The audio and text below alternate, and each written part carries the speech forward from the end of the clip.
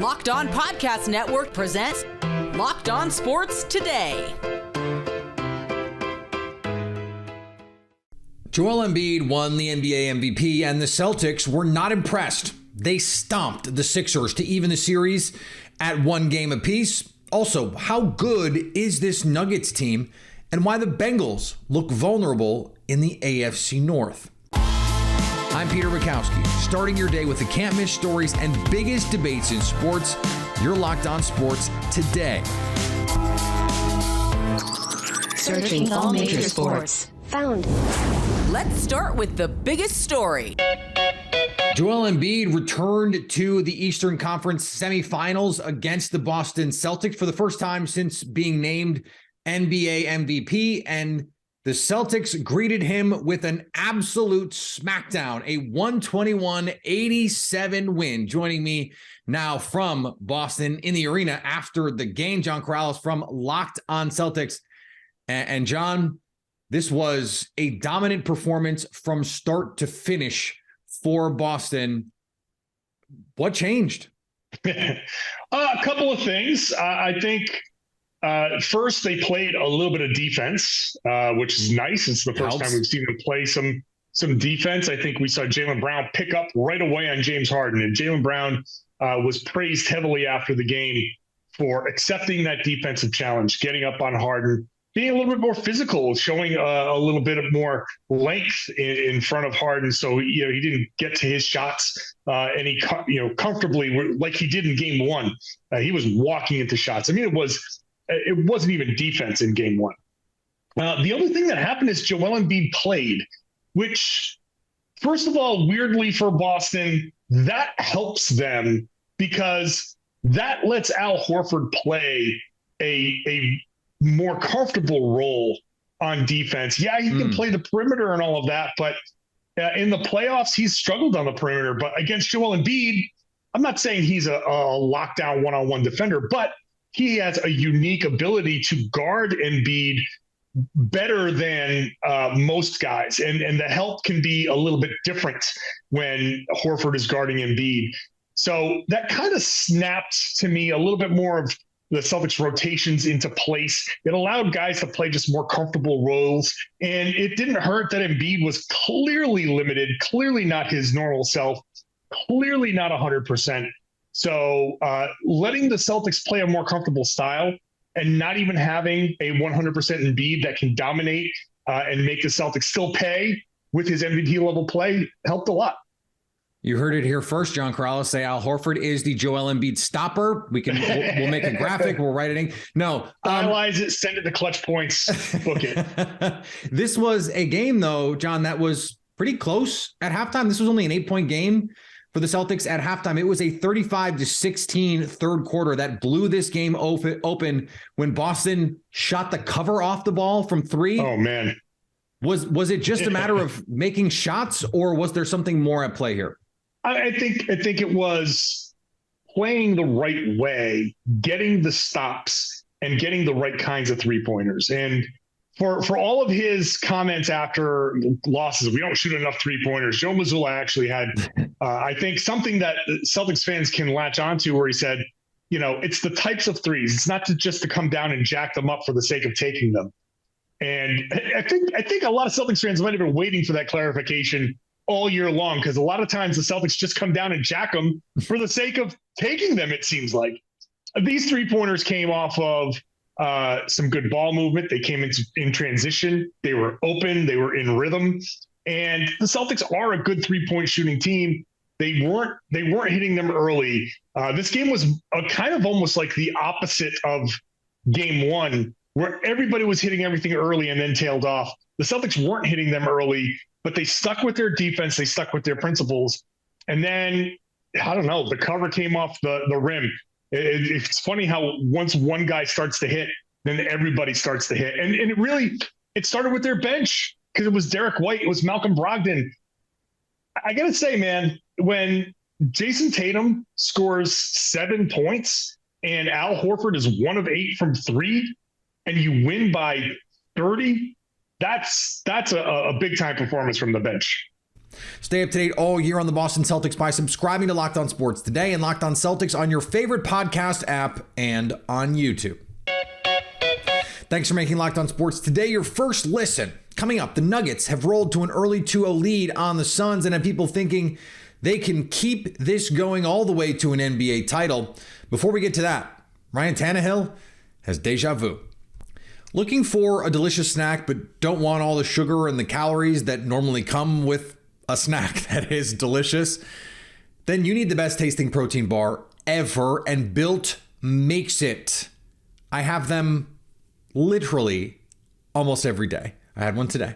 I had the cookies and cream puff, and it was glorious. I enjoyed it very much. Thank you for asking. And you can enjoy them too, and you should, because this is fuel for your body that tastes like a candy bar. 130 calories, 4 grams of sugar, 17 grams of protein. And now you don't have to go to Built.com and wait for your box if you don't want to. I still do often do that to get the specialty flavors and the exclusive drops and all the cool things that Built does. But if you're out and about, if it's easier for you, go to Walmart, go to Sam's Club, and get a box today. The Titans drafted Malik Willis last year and Will Levis this year. And I'm guessing it wasn't because they thought Ryan Tannehill could throw to them. The Titans could use some receivers. Tennessee is giving a lot of signals to Tannehill that the job of starting quarterback for the Tennessee Titans has a shelf life for him.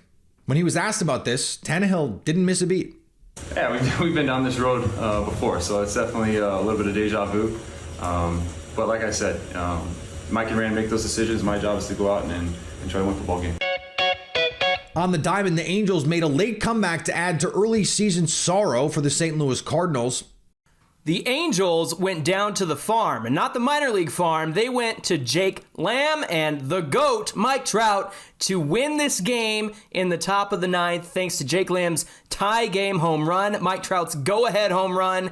And man, Shohei Ohtani struck out 13 on the mound. What's going on, everybody? It's John Frisch, one half of Locked On Angels. Shohei K'd 13, as I mentioned before. He went 5 innings pitched. He gave up 4 runs. 2 of those were home runs, and it looked a little dicey until the end of the game. Then, at the end, it was 4-3, and suddenly Jake Lamb comes in, pinch hit, home run. Mike Trout gets a go-ahead home run, makes it 5-4. Ohtani doubles, and Anthony Rendon drives him in to make it 6-4. Carlos Estevez comes in and shuts it down, gets Ohtani off the hook. Man, we can't wait to talk about this one against the Cardinals, so we hope you'll join Mike and I on Locked On Angels, wherever you get your podcasts and on YouTube. Also, Shohei Ohtani became the first person not named Babe Ruth to record 500 Ks as a pitcher and 100 home runs as a hitter in Major League Baseball. When you're in the record books with Babe Ruth and no one else, you know you did a pretty cool thing. And the White Sox have had one rough start to the season, but now they've won 3 in a row. The Chicago White Sox beat the first place Minnesota Twins 6-4 on the South Side Wednesday night. Hey, I'm Nick Morawski from Locked On White Sox. Feels good to feel good. The White Sox have now won 3 in a row. They've locked up their first series win of the entire season. They go for the sweep on Thursday afternoon with Lucas Giolito on the hill. Who knew that getting rid of Jake Diekman and bringing up Billy Hamilton would be the change that this team needed? Sox are now 10-21 on the season. For more, check out the Locked On White Sox podcast. While the Lakers and Warriors have been getting all the attention, the Denver Nuggets have just quietly taken a 2-0 series lead over the Phoenix Suns in their Western Conference semifinal matchup that now heads to Phoenix.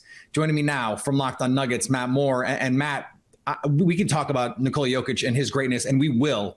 But I want to start with the defense that Denver has played in this postseason, holding the Suns under 107 twice. In fact, under 90 in the second game. Understanding injuries played a role there. What have you seen defensively from Denver in this series so far?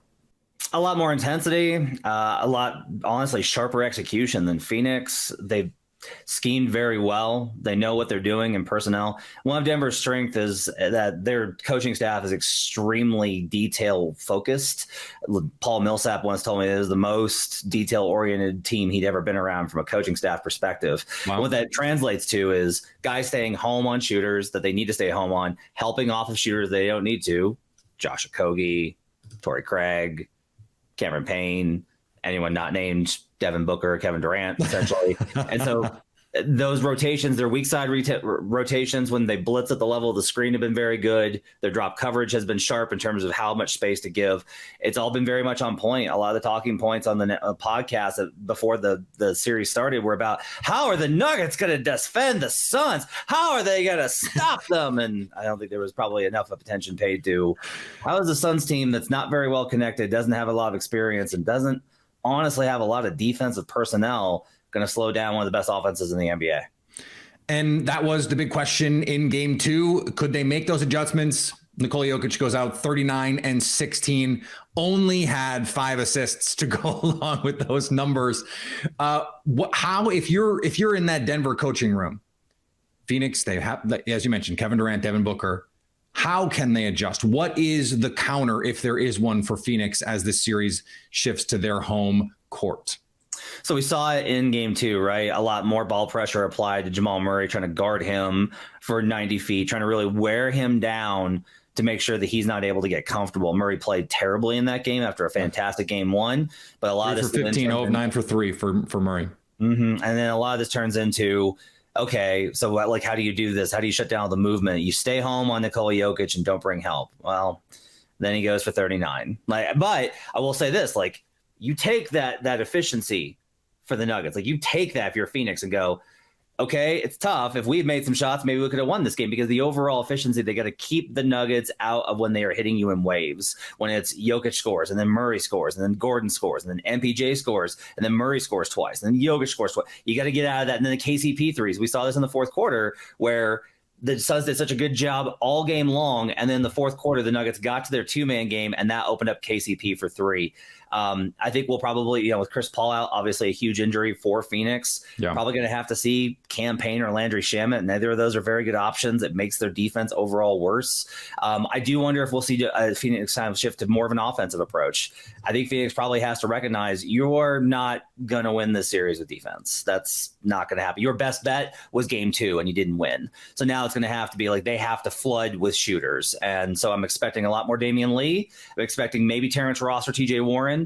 But they're going to have to get a lot more offensive personnel out there to maximize space, maybe go small with Kevin Durant at 5, just to try and turn this into an offensive series. They've tried playing a balanced approach, which has been the identity of Phoenix over the last 3 seasons under Monty Williams. It's not working. They're going to have to really tilt the series offensively if they're going to get back into it. Part of the DeAndre Ayton narrative, understanding, look, he's got some limitations offensively, and Chris Paul's still going to yell at him 3 or 4 times a game, but he was billed as someone who, in these moments, could at least stand up and make Nikola Jokic work. That hasn't really been the case so far in this series, but part of that is there just aren't that many other options around Phoenix defensively. How have you seen that matchup play out so far? I'll actually disagree. I think he's made him work. I just don't think it matters. I think he's battled him.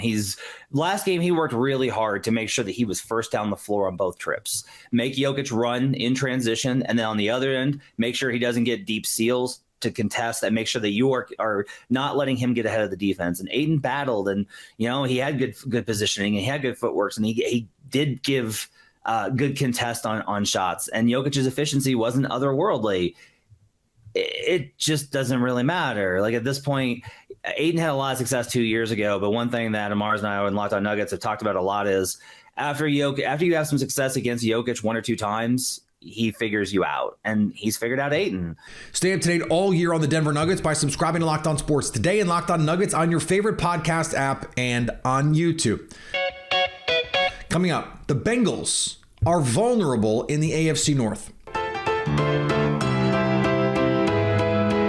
For 2 years in a row, the Cincinnati Bengals have made a trip to the AFC Championship game.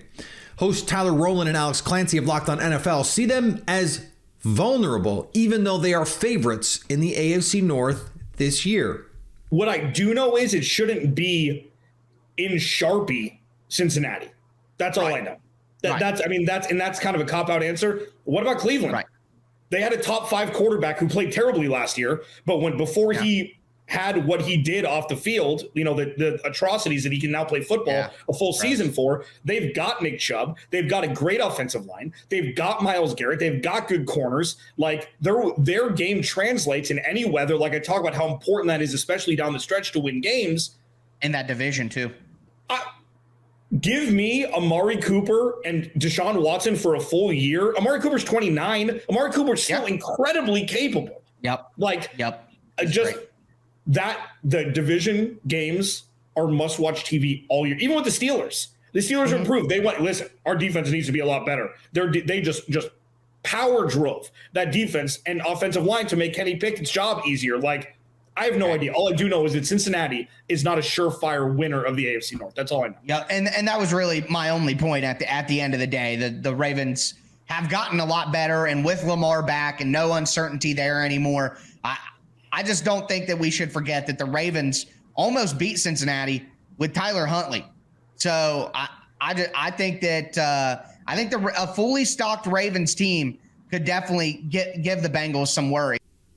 Vulnerable, yes. Still favorites, also yes. And our friends at FanDuel agree. Right now, the Bengals plus 125 to win the AFC North. The Ravens plus 240. The Browns plus 350 and the Steelers plus 650. So you have a little cluster at the top and the Steelers clearly a tier below that other group. And I have to be honest, I like the Ravens at plus 240. I even like the Steelers at plus 650 just because George Pickens could turn into a monster, and the Steelers, by all accounts, had one of the best drafts in football. Mike Tomlin, one of the best head coaches. But I do think we are underestimating how close this gap has now narrowed. The Browns had the Deshaun Watson specter hanging over their season last year, and for good reason. That is a heinous situation that has gone on there. The Ravens, all they've done is gone about their business in the offseason. They've added Odell Beckham Jr. They added Zay Flowers in the draft. They are putting together a really quality roster, a team that fought for a playoff spot last year when Lamar Jackson missed a significant amount of time. The Bengals are one of the true contenders in the AFC, but the gap between them and everyone else in their division is shrinking, and we may not be that far from wondering when Joe Burrow has to get the Jalen Hurts contract and then some, and Jamar Chase has to get his top of market contract. We're not that far away from wondering if the Bengals missed their window. And finally, a little live golf drama for your Thursday. Lee Westwood, Ian Poulter, and Sergio Garcia were among 4 players with Saudi-backed Live Golf who resigned from the European Tour instead of facing fines of £100,000, which is $125,000, for playing live events without permission. They were among those who played the inaugural Live Golf event outside London last June and violated the conflicting tournament regulation policy.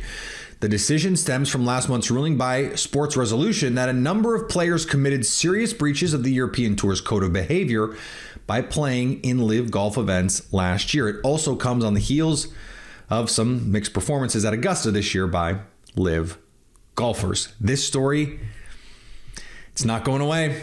It's not going away, and in some ways just keeps getting juicier. Thanks for making Locked On Sports today your first listen. Now go find your favorite team's Locked On podcast and make them your second listen. Coming up tomorrow, who will win the NBA championship? So at least until tomorrow, stay Locked On Sports today. Locked On Podcast Network presents Locked On Sports Today.